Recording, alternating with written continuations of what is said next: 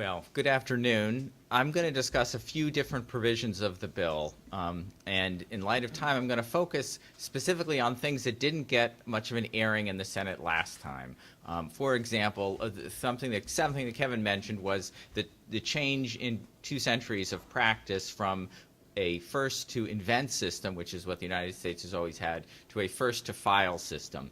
Senator Feinstein raised this on the floor back in March, and I think the point is valid. I think that the bill really does raise serious constitutional problems. But I'm going to focus on 3 other points primarily today. First is something called the grace period, which Gary Lauder mentioned. Why does this bill make it difficult for startups and small companies to innovate? And the reason is the current law contains 2 different grace periods, but basically the current law allows an inventor to use and disclose in certain ways inventions to attract investors, to attract partners, to attract venture capitalists and angel investors. The bill changes that and shrinks the grace period. Under the bill, the disclosure of a patent will invalidate the invention. So, for example, the Wright brothers, in flying the airplane at Kitty Hawk, would lose the ability to subsequently apply for a patent. This problem was recognized in the Senate in the spring, and there was actually a post-enactment colloquy on the floor that Senator Leahy inserted. And the problem with that is reviewing courts do not credit post-enactment legislative history.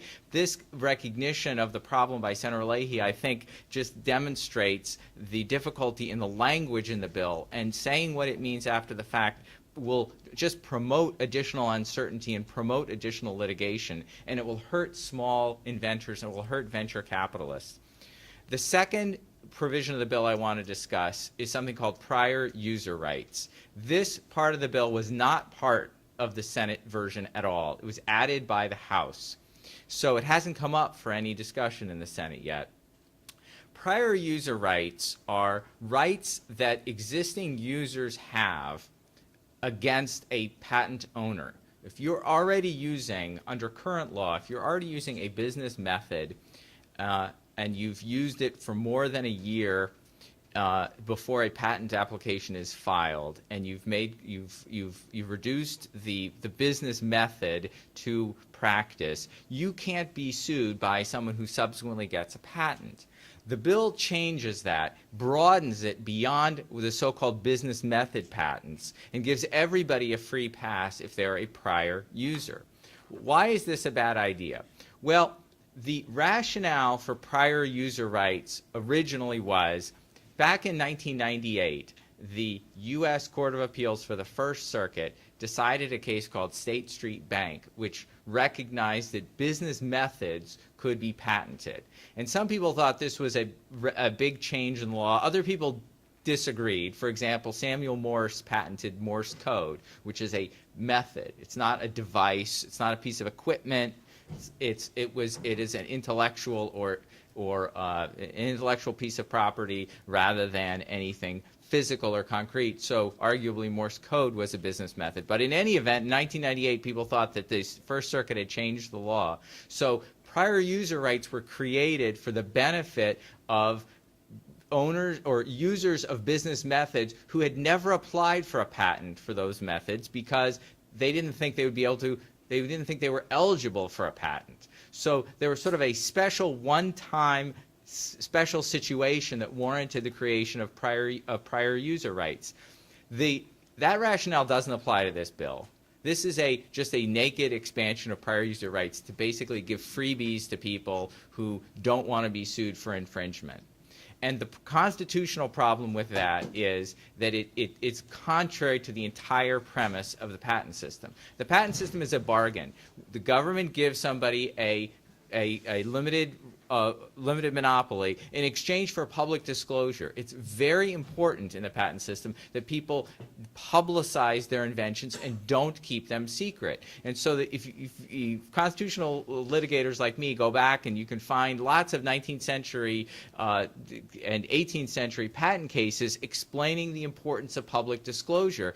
And that's, after all, the clause in the Constitution that gives Congress the power to legislate about patents talks about promoting progress in science and the useful arts. And the idea that the problem with the prior user rights provision is it subverts that right. It subverts progress, and in fact, just in 1858, the Supreme Court had one of these cases that I was mentioning that talks about the importance of publicity. It's a case called Kendall against Windsor, and the Supreme Court said the inventor who designedly and with the view of applying the invention indefinitely and exclusively for his own profit, who withholds his invention from the public, does not come within the policy or objects of the Constitution or acts of Congress. He does not promote, and if aided in his design would impede the progress of science and the useful arts. So the constitutional grant of authority does not allow Congress to create essentially a trade secrets provision, a provision that says if you are a prior user rights, you keep your invention secret, then you can't be sued for infringement.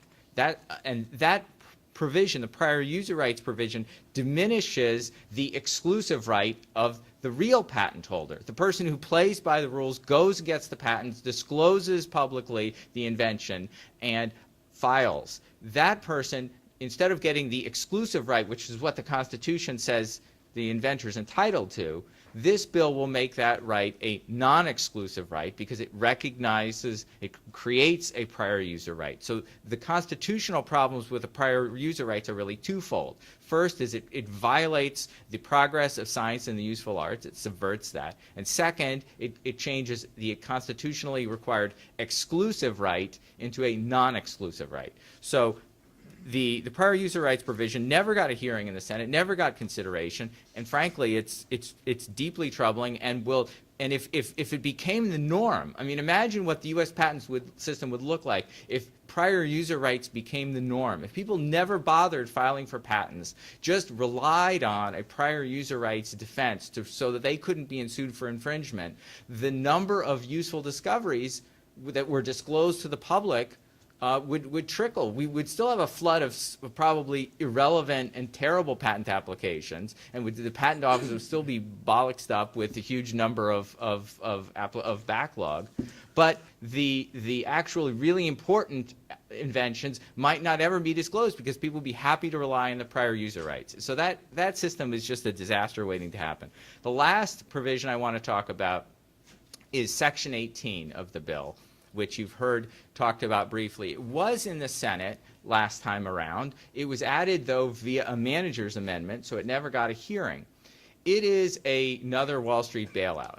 It is a special provision that applies to financial services firms, which says they get a special right to challenge business method patents so that they can't be sued for infringement. It's financial services firms who are worried about being defendants in infringement actions will get this special administrative review to try to knock out the patents so they can't be sued for infringement. And this provision comes on top of the regular post-grant review, which is already superfluous. So it's really like a fourth or a fifth bite at the apple for financial services firms. And so it applies to patents. This provision applies to patents that have already been upheld under every other review mechanism. So you can have a patent which has been thrown into re-examination repeatedly before the patent office, has already been upheld in a court of law. Doesn't matter. It still gets this additional chance for the financial services firm to knock it out. Why is this a bad idea? Well, aside from all the duplication and redundancy, cost, backlog issues, it is a special preference in violation of our international trade obligations. That's why Microsoft sent a letter out in the spring saying we oppose Section 18, or Section 18 raises trade problems for us because we are constantly harping on China and other countries to not to discriminate on the basis of special industries, but to apply intellectual property laws even-handedly. This provision violates that principle because it carves out a special benefit for financial services firms. It raises constitutional problems, too, because for Congress to withdraw an infringement remedy creates it abrogates a property right. Patents are property rights. When the banks tried this in 2007, similar bill, that time I think it was introduced by Senator Sessions as an amendment, the CBO scored it and said this provision would trigger liability for the Treasury, because if Congress abrogates patents, if it gives banks a special privilege, the holders of the patents can sue the U.S. Treasury and get compensation. So that will cost money. So the CBO said in 2007, this bill will transfer money from the taxpayer to the banks and subsidize patent infringement. And the same rationale would apply here, and frankly, there's no reason for another bailout. So those are the specific provisions I'm here to discuss, and thank you all for being here.